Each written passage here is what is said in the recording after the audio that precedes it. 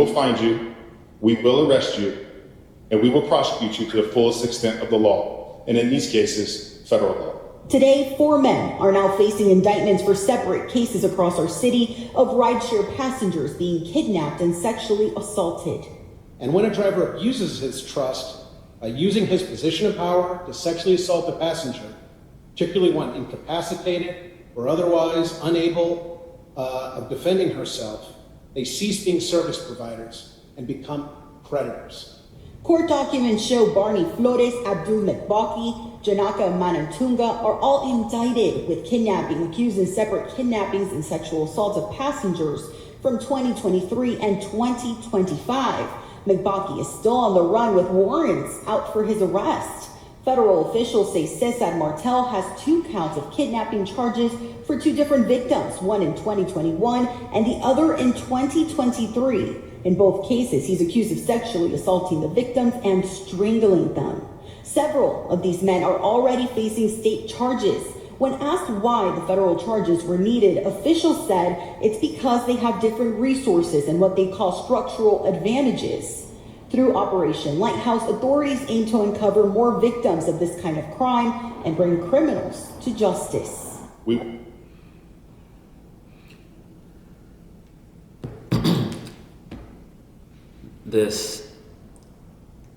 This level of evil is so annoying. It's so frustrating.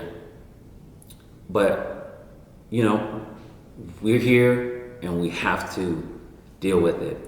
First, I want to say, if he had a charge in 2021, how did he end up having access to women again in 2023? Now, I don't know if I heard it correctly, but I hope they didn't arrest him for the charge in 2021 and then allow him to have access to humanity in that short period of time in 2023. Because to me, if you kidnap a person that's doing a rideshare, Uber or Lyft or something like that, you kidnap them, you sexually assault them, and you strangle them, in my mind, there's no reason you should be out in anything more than 10 years. I don't know the systems, the justice system and how it works to the degree of what crime gets what time. But for the safety of humanity, I keep saying this, children and women are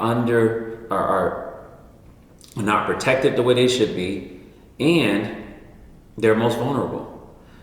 The way, actually, I have to make sure I send this to my friends and my sisters, because it's so normal for people to just, hey, I'm gonna just call a Lyft, I'm gonna call an Uber.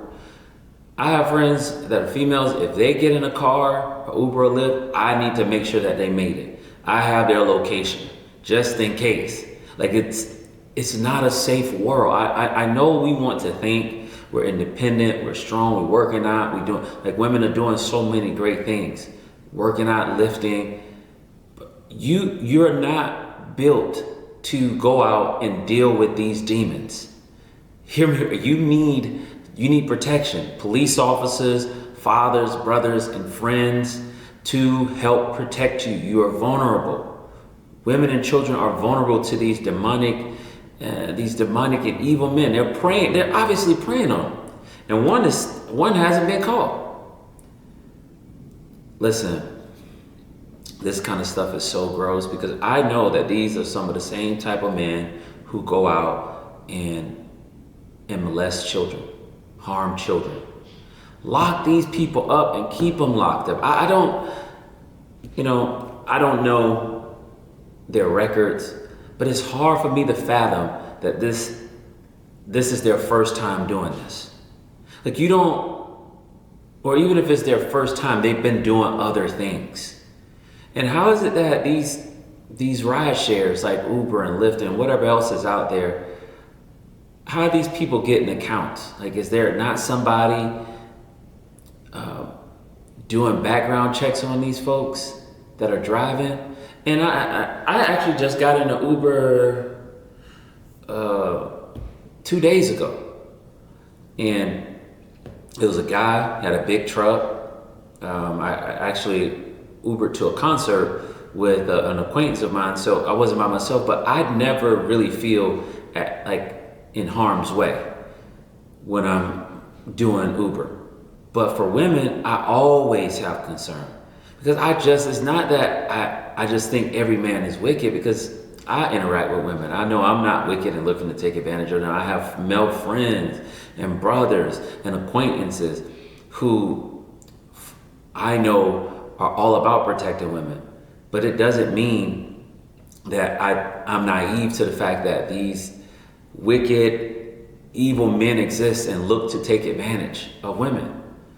So I'm always like, yo, what's your location? Where are you going? FaceTime me, call me, like, let's talk. Like, I'm always doing something, like providing another wall of defense. Get your license to carry, have some mace, get you a little small little pocket, KNIFE, just in case you get, attacked, and, get the juking if that's what you have to do. Protect yourself, women. Hear my heart on this. Yes, you have the freedom and the liberty to do whatever you want, but it's not always safe. And it's not that me and other men want to see you live a life short of joy, of freedom, but some of us are literally out here striving to protect you from the evil that we know exists. Use this as a reminder. Not as a reminder that evil exists and you need to make sure you're protecting yourself from wicked men who are out there. I think there are more men who actually do good about women than men who do this kind of wickedness, but you never know who is doing what. So protect yourself. Don't use this warning as a means to validate your hatred or to think less of men. Don't hear that from me. That's not what I'm saying. I don't know any man that's doing vile things like this. But because they exist, there are measures that we want to take to keep you safe.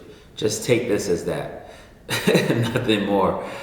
And to remember that, don't underestimate the evil that's in this world. I can't imagine what these men are doing at home. I can't imagine what they're watching, what they're trying to record, if they're stalking women. Like, I don't even like the idea of my mom and my siblings and my close friends being out getting gas and going to stores late.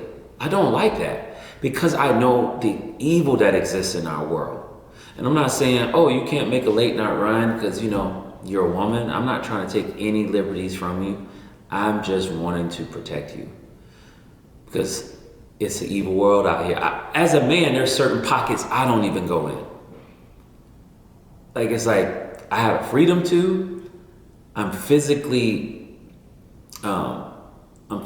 able to defend myself in a way that's better than most.